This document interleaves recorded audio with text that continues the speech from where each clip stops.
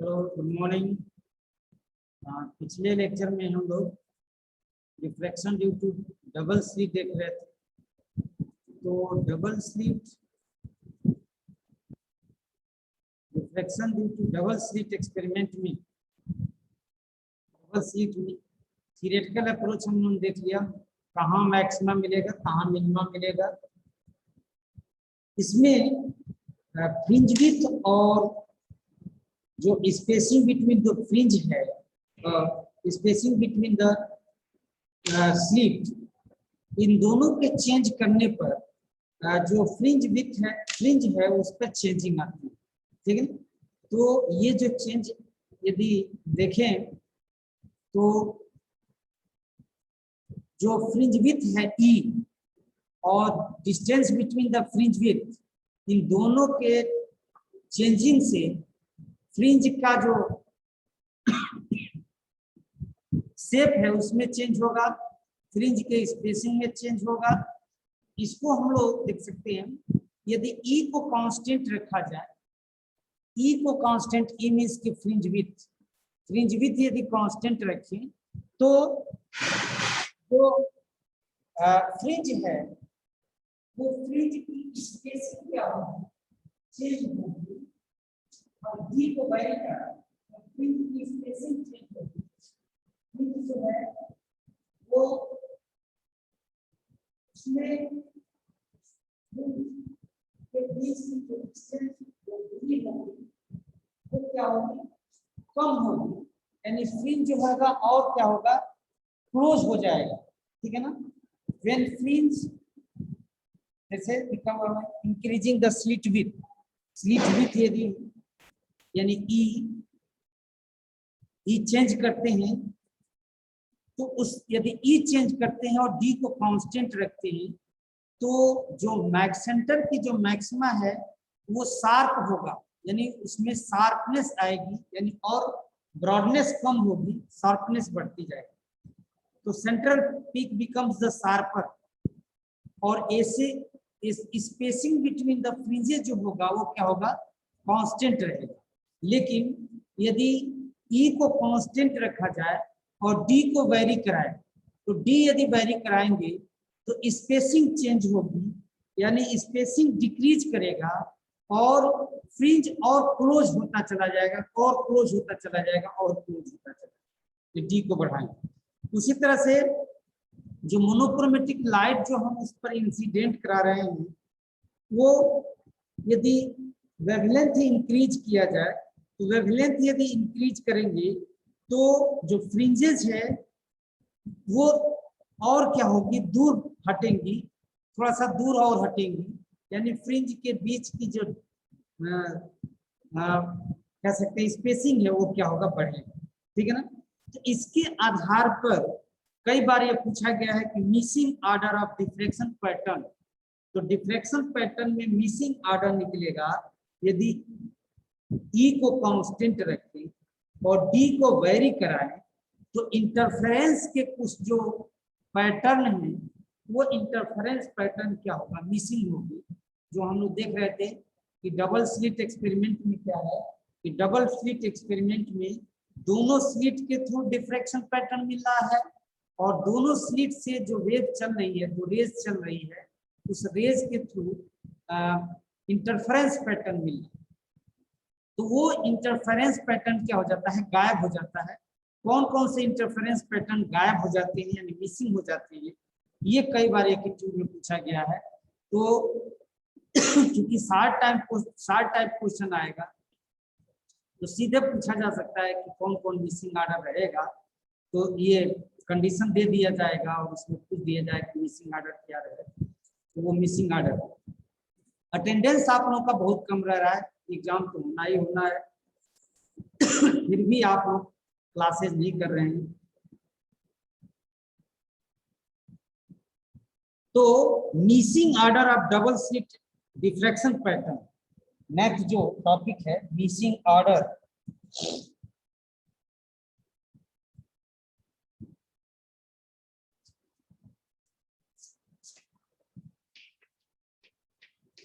Missing order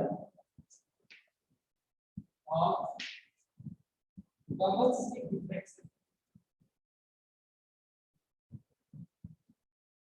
Double slit diffraction pattern. Diffraction pattern.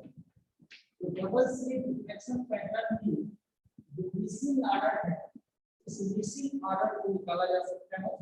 तो missing order कौन कौन सा होगा, मिसिंग कौन से pattern,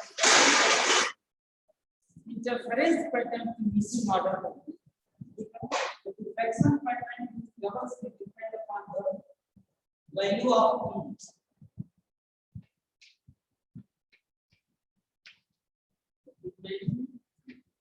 upon the value of E. Then you see with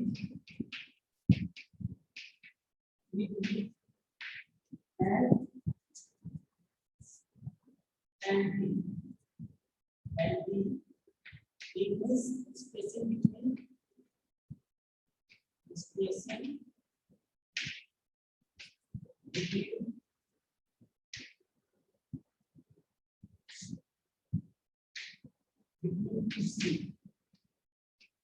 दो सीट के बीच में स्पेसिंग है, इस स्पेसिंग यानी ई पे डिपेंड करेगा और डी पे डिपेंड करेगा।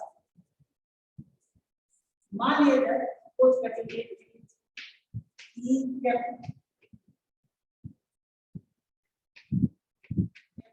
Constant,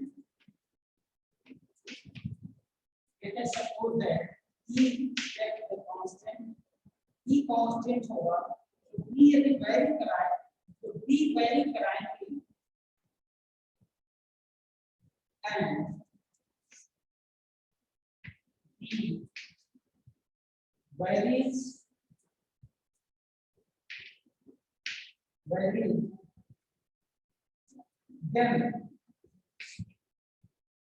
then the certain order of interference pattern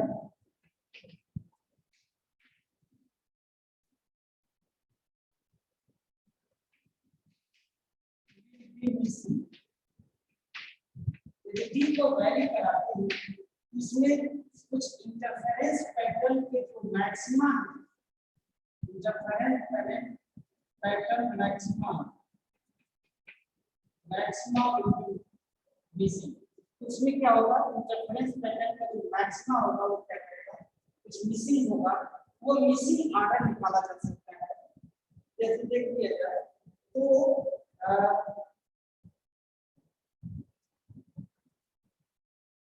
the direction of interference maxima is given by direction of interference maxima को निकालने के लिए E plus T sin theta equal to m lambda, m plus minus m lambda, जहाँ m क्या है 0 1 2 3 and so on।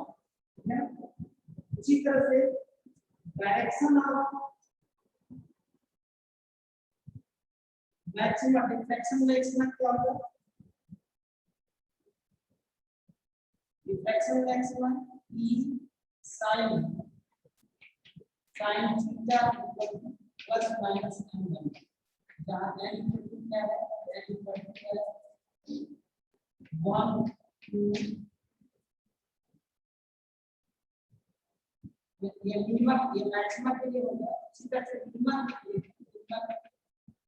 ये हो जाएगा m lambda E sin theta m lambda, एक स्लिट के लिए हो गया, दो स्लिट के लिए हो गया, एक स्लिट के लिए हो गया। when both conditions are given equation 1 and equation 1 हो गया, ये इक्वेशन 2 हो गया। both condition of given equation 1 and 2 are satisfied as simultaneous, then interference maxima किस डायरेक्शन में दिस, तो from equation 1 and 2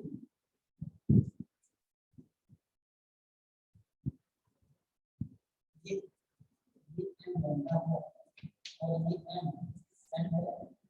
इस इक्वेशन 1 और 2 को डिवाइड किया जाए, इक्वेशन और 1 और 2 dividing equation 1 and 2, then we have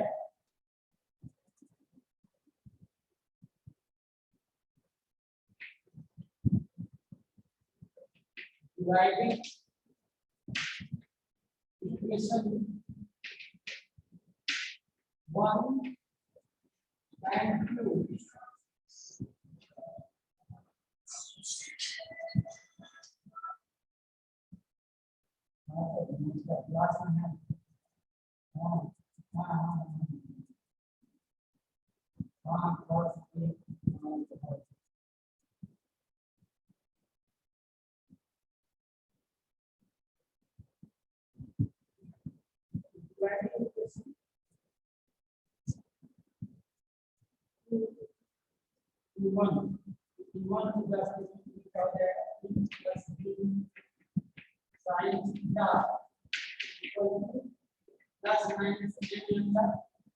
और divided by sin theta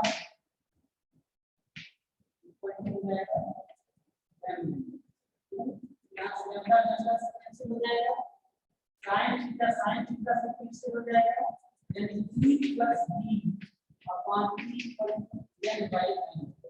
एक हमको रिलेशन मिल गया, इस रिलेशन के आधार पर e चेंज हो और b चेंज हो तो हम मिसिंग आर्डर निकाल सकते हैं। यहाँ से देखिए इसमें फर्स्ट में e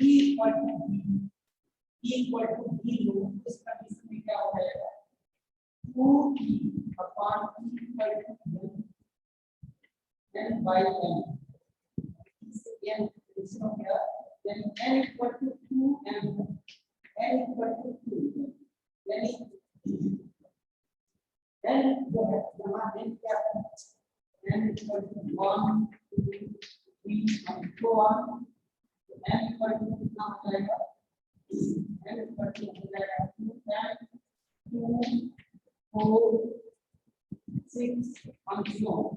यानी देखिए m का जो है इंटरफेरेंस पैटर्न के लिए है, ये इंटरफेरेंस पैटर्न के लिए है, यानी m इक्वल टू 2 4 6 8 ऐसे जो एक इसके बाद से 4 रखेंगे 5 रखेंगे 10 12, ये जो ऑर्डर होंगे ये ऑर्डर क्या होंगे मैक्सिमम मिसिंग, ये ऑर्डर जो मैक्सिमम की होगी वो क्या होगी मिसिंग ऑर्डर होगा।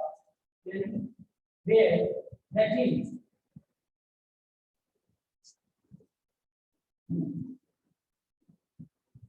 is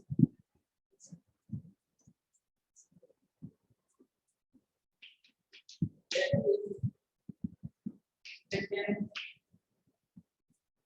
third, fourth, and so on. Order of interference, order of interference maximum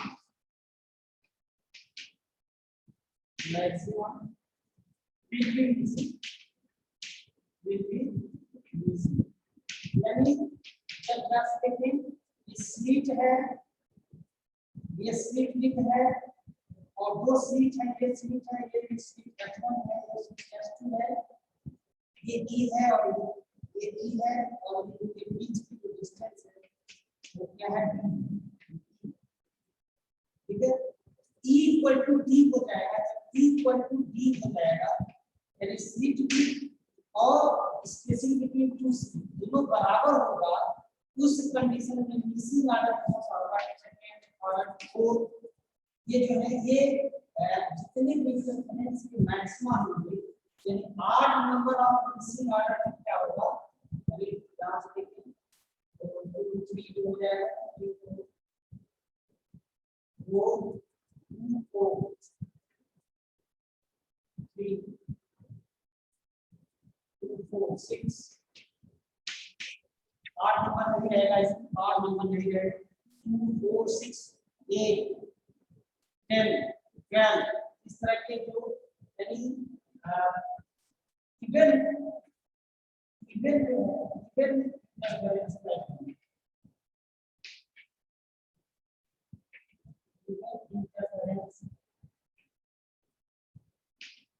pattern का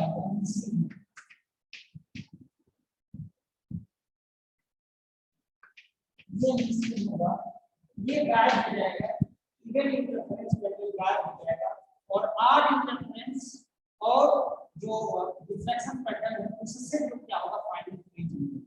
ठीक है, तो यदि E इक्वल टू D है उस समय क्या होगा।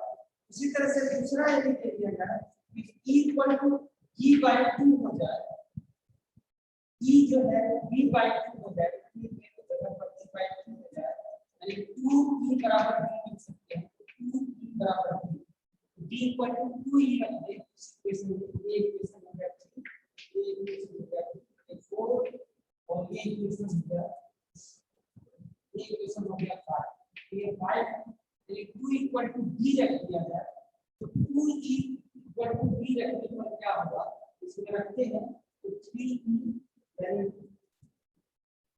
then we get 2E equal to D, 2E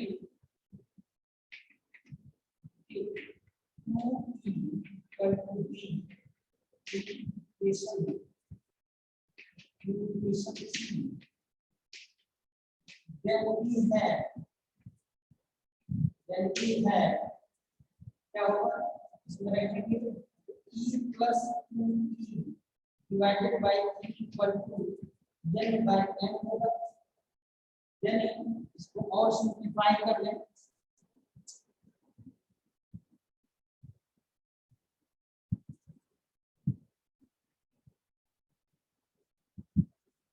और इसको सिंप्लीफाई कर लें तो 3E upon E equal to n by n, इसे लिखते हैं n equal to 3n, n equal to 3n, n equal to 1 2 3 4 6 and so on, n equal to क्या हो जाएगा, 3 equal to क्या हो जाएगा,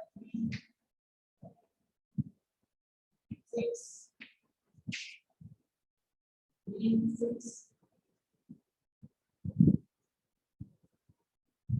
9 and so on,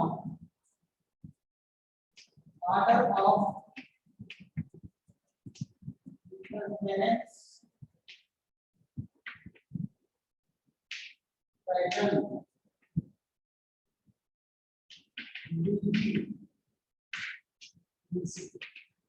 यानी इसके आधार में अगर आप है ये 5 6 9 ये सब ऑर्डर के हमको यानी दो चीजें हम देखने का प्रयास किया, ई को चेंज किया है, ई को चेंज करेंगे तो जो सेंटर का जो मैक्सिमा है वो उसकी क्या होगी, ब्रॉडनेस कम होगी और इस सेंटर में जो इस तरह का मिलान है ये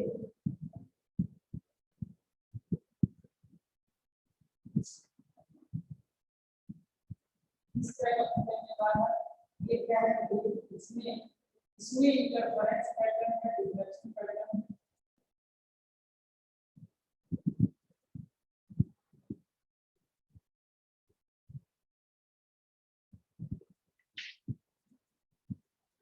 इस तरह का डिफ्लेक्शन पैटर्न मिला है, सेंटर में रॉड है, यदि हम E को बढ़ाएं और D को कांस्टेंट रखें, यदि D जो है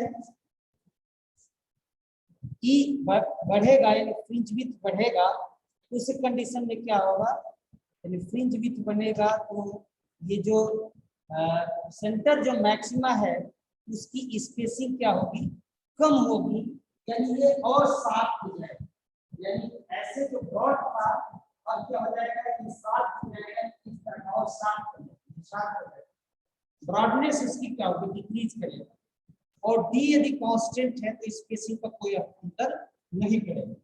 अमित को दिया है D यदि उसमें कोई अंतर नहीं पड़ेगा ना, स्पेसिंग चेंज नहीं होगी, ठीक है ना।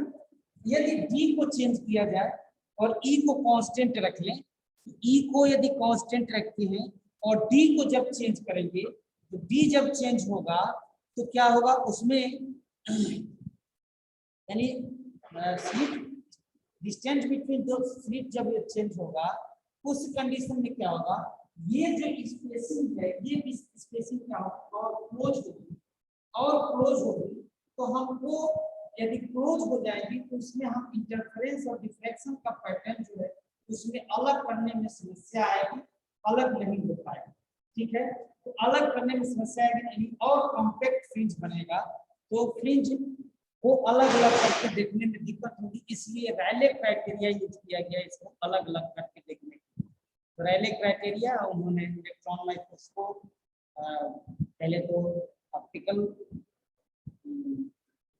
माइक्रोस्कोपी बनाया, ऑप्टिकल माइक्रोस्कोपी से अलग करके देखने का प्रयास किया गया तो अलग अलग फ्रिंज दिखाई देगा। ये मिसिंग ऑर्डर है। इसके बाद से आपके सिलेबस में जो है वो diffraction due to the n slit and diffraction slit, तो diffraction due to the n slit, diffraction due to the grating या एन स्लिट। एन स्लिट का मतलब होता है, ग्रेटिंग एक ऐसा डिवाइस है जिससे हम जो लाइट है उस लाइट का हम लोग क्या कर सकते हैं, उसका वेवलेंथ निकाल सकते हैं। डिफरेंट जो लाइट व्हाइट लाइट है उस व्हाइट लाइट के डिफरेंट कलर का वेवलेंथ हम निकाल सकते हैं। ग्रेटिंग, तो ग्रेटिंग बनाया क्या जाता है, कैसे जाता है, ग्लास प्लेट पर क्या करते हैं इक्वी डिस्टेंस उसमें डायमंड से कटिंग करके डायमंड से उसमें खींच दिया जाता है, यानी 1 इंच में लगभग 5000 से 6000 लाइन ऐसे खींचा जाए कि एक में 5000 से 6000 लाइन इसमें खींची जा सके डायमंड से, डायमंड कटर से। वो क्या हो जाएगा, ऑप्टिव हो जाएगा। ठीक है, और बीच का जो जो लाइन है उसके बीच का जो डिस्टेंस होगा वो क्या होगा, स्लिट विच बन जाएगा। इस तरह से इसको रूलिंग करते हैं, रूलिंग के आधार पर पर इंच 5000 से 6000 उसमें हम लोग स्लिट बनाते हैं। इस तरह के ग्लास प्लेट पर यदि इतनी फ्रिंज बनी हो इसको हम क्या कहते हैं, ग्रेटिंग कहते हैं। तो ग्रेटिंग जो है एन स्लिट है, इसमें एन नंबर ऑफ स्लिट है, एन एपर्चर है, एन स्लिट से यदि हम वेव को जो लाइट वेव है डिफ्रेक्ट कराते हैं तो लाइट के डिफ्रेक्शन पैटर्न में ऐसा पैटर्न मिलेगा, इंटरफेरेंस पैटर्न के साथ साथ डिफ्रेक्शन पैटर्न मिलेगा, एक कॉम्प्लिकेटेड पैटर्न मिलेगा जिससे हम लाइट के वेवलेंथ को निकाल सकते हैं, अलग करके उसको हम लोग देख सकते हैं। तो एन अरेंजमेंट इसको देख लें कि ये क्या है। An arrangement consisting large number of parallel scales of same width, same चौड़ाई का हो, of separation of equal obtuse space, equal obtuse space है, is known as the diffraction grating, इसको हम डिफ्रैक्शन ग्रेटिंग कहते हैं।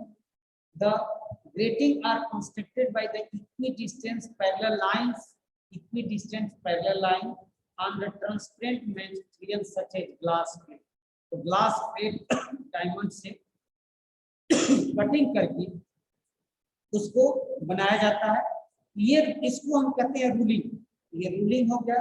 If slits are arranged in a plane, so it's known as the plane transmission grating.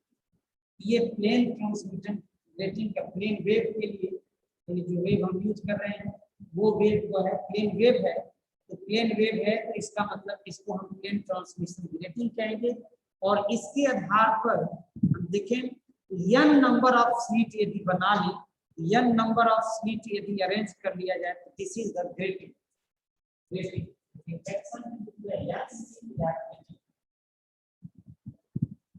इसके बाद से syllabus में जो है वो resulting power and dispersive power of grating है।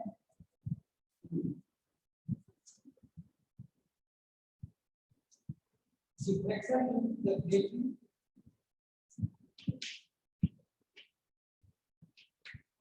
डिफ्रैक्शन ड्यू टू ग्रेटिंग या diffraction due to the n या n slit diffraction, n slit deflection n slit कैसे बना है, ये जो है ऐसे नंबर ऑफ स्लिट्स यहाँ सोर्स ऑफ लाइट है, यहाँ से ये जा रहे हैं,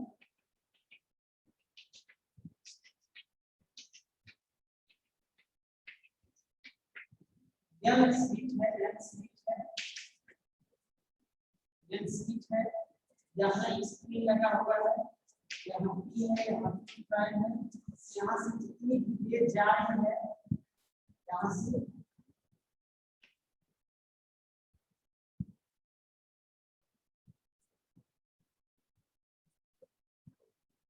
ये डिफ्रेक्शन और इंटरफेरेंस पैटर्न यहाँ मिलेगा, यहाँ से ये वेवफ्रंट जो जा रहे हैं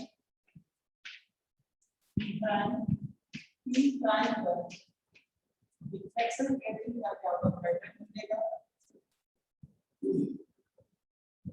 यहाँ लेंस लगा हुआ है, लेंस होगा, यहाँ लेंस होगा, इस तरह से ये जो अरेंजमेंट है इसको हम कहते हैं ग्रेटिंग।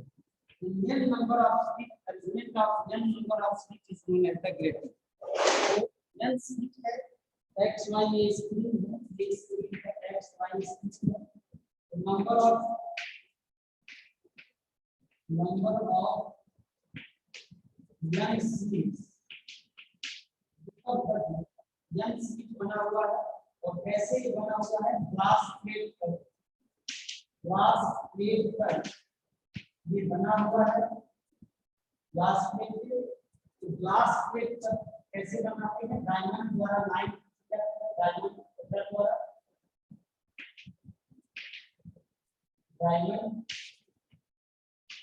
द्वारा लाइन बनाया जाता है, और कितनी डिस्टेंस लाइन होती है, कितनी डिस्टेंस लाइन होने से इसको ग्रेटिंग कहते हैं। यानी ग्रेटिंग एक ऐसी डिवाइस है जिससे हम आने वाली जो व्हाइट लाइट है, व्हाइट लाइट में जो विजिबल लाइट है, व्हाइट लाइट डिफरेंट कलर जो है, डिफरेंट कलर है, कलर का क्या है, निकाल सकते हैं, किया जा सकता है। तो एक ऐसी डिवाइस है जिससे हम व्हाइट लाइट के विजिबल जो रेज हैं, विजिबल जो है, विजिबल रेंज के जितने भी हैं उसके हम उसका वेवलेंथ निकाल सकते हैं ग्रेटिंग के थ्रू, ठीक है ना। तो ग्रेटिंग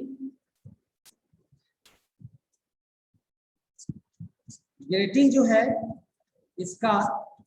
इसमें दो तरह के कैलकुलेशन होगा। एक तो डिफ्रैक्शन, इसमें n स्लिट से पास हो रहा है तो n टाइम्स जो है क्या होगा, डिफ्रैक्शन होगा, तो n टाइम्स क्या होगा, फेज डिफरेंस होगा। तो फेज डिफरेंस हमको निकालना है, फेज डिफरेंस, तो फेज डिफरेंस हम लोग निकाल लेते हैं, वहां पर डेल्टा इक्वल टू 2 बीटा, यहाँ क्या हो जाएगा, n बीटा हो जाएगा, ठीक है ना। तो 2 स्लिट के लिए 2 बीटा हुआ था, उसी तरह से यहाँ क्या हो जाएगा, n बीटा हो जाएगा। तो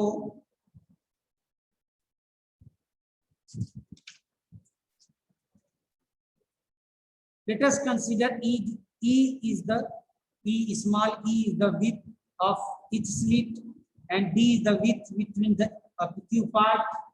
तो दोनों के बीच का जो है वो e हो गया, स्मॉल जो जहां से लाइट पास होके जा रही है e है, और दो जो विथ है उनके बीच की जो दूरी होगी वो स्पेसिंग है, d है। e प्लस d को ग्रेटिंग एलिमेंट कहते हैं। ये जो है यहाँ से e प्लस d जो है इसको e प्लस d इसका ग्रेटिंग एलिमेंट,